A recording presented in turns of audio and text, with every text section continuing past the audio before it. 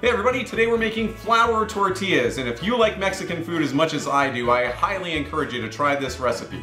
Not only is it easy, but it's delicious, and it's going to take your Mexican cooking to the next level. Way better than those store-bought tortillas, so let's dive in. Flour tortillas are a fairly simple recipe, and we're only going to need 5 ingredients divided into wet and dry ingredients.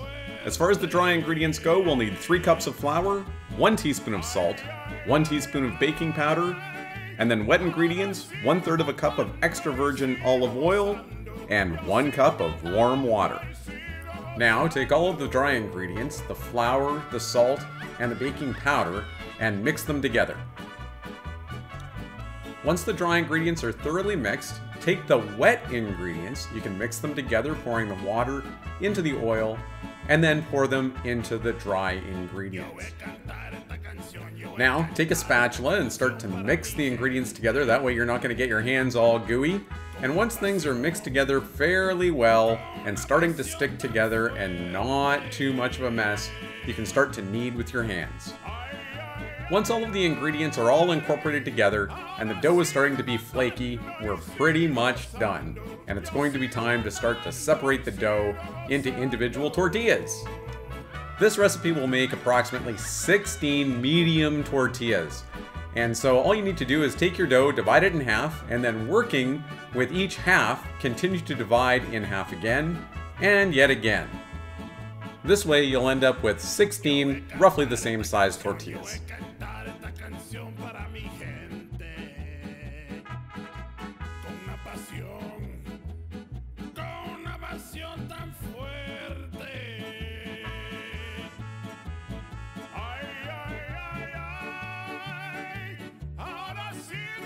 Once each half has been divided into 8, roll the pieces of dough into a ball and place them on the counter.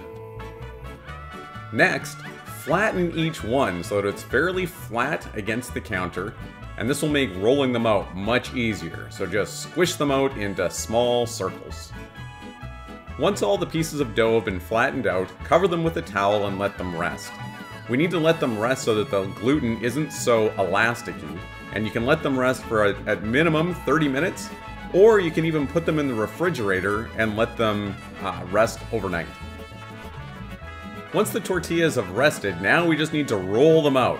They're not going to be that perfect round shape. I've made them in a lot of different shapes, heart-shaped or just some weird sort of polygons, but just roll them out so that they're super flat. We want them paper thin.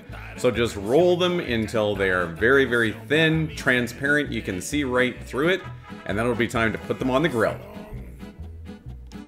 You can use a pancake griddle or any sort of a frying pan in order to cook your tortillas. Cook them on high heat. We want them to cook very quickly, and they're going to be thin, so they'll cook quite quickly and quite rapidly.